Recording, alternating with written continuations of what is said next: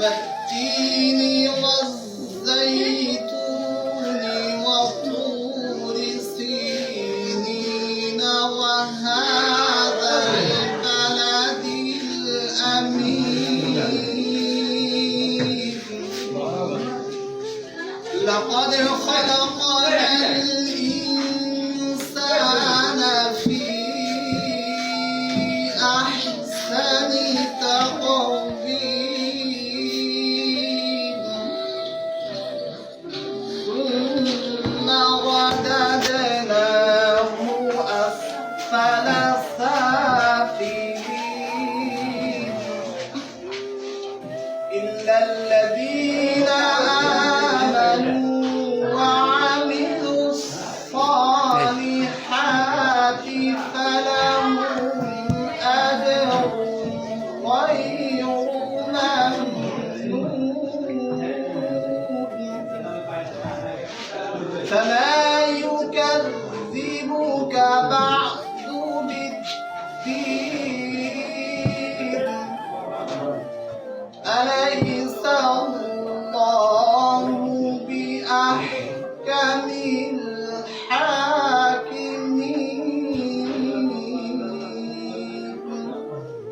صدق الله العظيم يعلمون والذين لا يعلمون وقال رسول الله صلى الله عليه وسلم خيركم من تعلم القرآن وعلم أو كما قال عليه الصلاة والسلام أصدقاء بداية অনুষ্ঠানে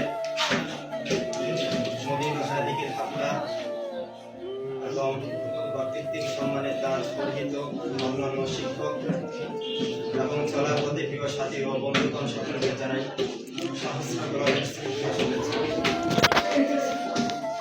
আসলে আজকের এই অনুষ্ঠান বিদায়ের সাথে কিছু আমাদের স্মৃতি রয়েছে। দীর্ঘ একটা বছর আমরা এই প্রতিষ্ঠানের মধ্যে আমরা করেছি।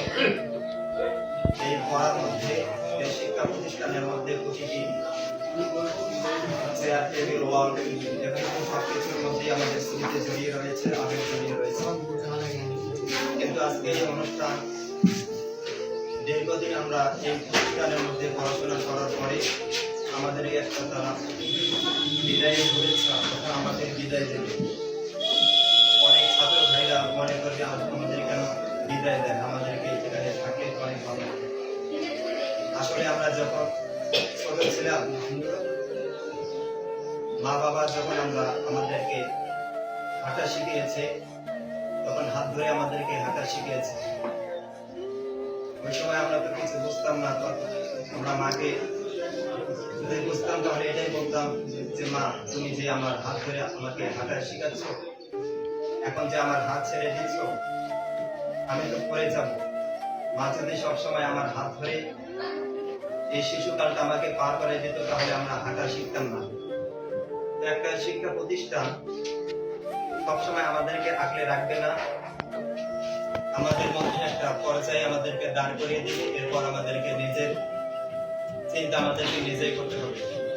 কারণ অনেকেই যে স্বপ্ন দেখো, অনেকে পাইলট, ইঞ্জিনিয়ার, যা অনেক কিছু স্বপ্ন দেখো, এগুলো স্বপ্ন একটা প্রতিষ্ঠানের মধ্যে থাকলে এই স্বপ্নগুলো বাস্তবায়ন হয় না। এই শিক্ষা প্রতিষ্ঠান আমাদেরকে রাস্তা দেখিয়ে দেয়, এরপর আমরা তারা একটা রাস্তার মধ্যে আমাদেরকে দাঁড় করিয়ে দেয়, এরপর আমরা নিজেদেরকে এই রাস্তা দিয়ে আমাদেরকে পার হতে হয়। বেসিক যে নলেজটা আমাদেরকে তারা দেয়, তারা বলে যে আমি যদি তোমাদেরকে এই শিক্ষা প্রতিষ্ঠানে বলে যে আমি যদি তোমাদেরকে রাখি তাহলে তুমি তোমার স্বপ্নগুলো পূরণ করতে পারবে না, যে তোমার ড্রিম আছে এগুলো তুমি পূরণ করতে পারবে না।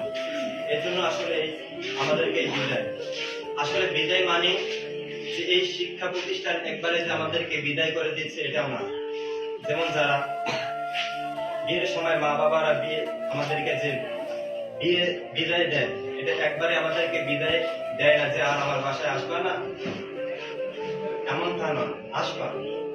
এই আমরা যে বিদায় দিচ্ছি তারা আমাদেরকে একবারে বিদায় করে দিচ্ছে না।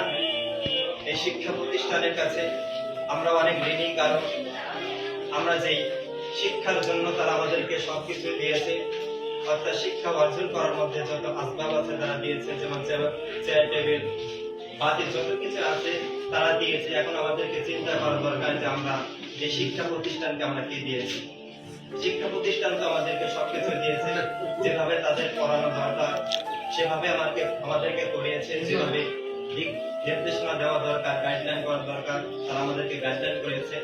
কিন্তু আমরা এই শিক্ষা প্রতিষ্ঠানকে কি দেব? এজন্য আমাদের তাদেরকে দেওয়ার মতো তো আমাদের কিছুই নেই। আমরা যদি সবাই একটু যদি ভালো রেজাল্ট করি, এটাই আমাদের শিক্ষা প্রতিষ্ঠানে কিছু দেওয়া হবে। এজন্য আমি ছাত্র ভাইদেরকে বলবো, আমরা সবাই চেষ্টা করব নিজের সাধ্য মোতাবেক যারা পড়ি নেই এই কয়েকদিন যদি আমরা ইনশাআল্লাহ যদি আমরা মেহনত করি, আমরা ইনশাআল্লাহ আমরা একটা কাঙ্ক্ষিত যে রেজাল্ট আছে এটা আমরা ইনশাআল্লাহ পাবো।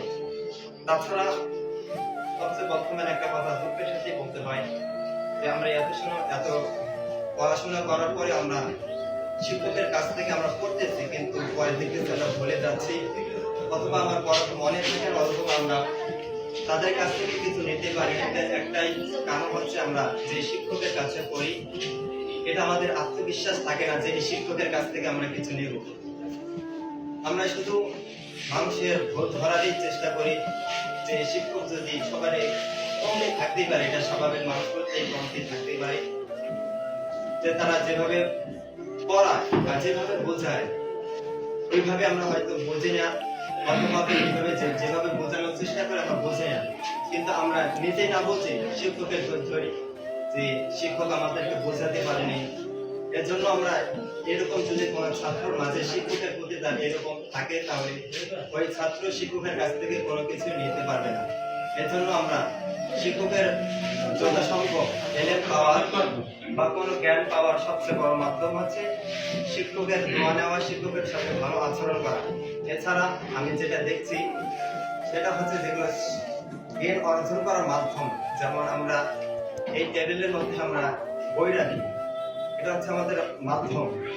এখানে অনেক ছাত্র দেখলাম যে টেবিলের উপর দিয়ে হাঁটতেছে, আবার অনেক কিছু করতেছে। ভাই এগুলো করা যাবে না। আমাকে বলেন যে তুমি কিছু নিতে চাইলে শিক্ষকের দোয়া নিবা, মা বাবার দোয়া নিবা, যত শিক্ষা অর্জন করার যত মাধ্যম আছে এই মাধ্যমগুলোর প্রতি তোমার সম্মান করতে হবে। এছাড়া আমি ব্যক্তিগত শিক্ষকের কাছে বা ছাত্রের কাছে, কারণ সবাই আমার কাছে সবাই নবীন লাগে, সবাই নতুন লাগে। আমি এখানে যে আমার একটা দায়িত্ব ছিল যে এই শিক্ষা প্রতিষ্ঠানের মধ্যে আমি ভর্তি হয়েছি, আমার উপস্থিত ছিল প্রতিটা ক্লাসের মধ্যে প্রেজেন্ট থাকা, কিন্তু আমি থাকতে পারিনি। এর জন্য তাদের একটা হক যে আমার এখানে আসা দরকার, আমি আসতে পারিনি। এজন্য আমি তাদের ব্যক্তিগত আমি তাদের কাছে ক্ষমা চাই, এবং তাদের কাছে আমাদের অনুরোধ একটাই যে আমরা আপনাদের কাছে যদি কোনো ভুল ভ্রান্তি করে থাকি, একটা ছাত্র হিসাবে আমরা দীর্ঘ 1 বছর এখানে ছিলাম, পরাপর অনেক আমাদের মধ্যে ভুল ভ্রান্তি হয়েছে। আপনারা আমাদেরকে সন্তান হিসাবে আমাদেরকে মাফ করবেন। আপনাদের দোয়ার প্রত্যাশায় আমি আমার এই সংক্ষিপ্ত বক্তব্য এখানে শেষ করছি।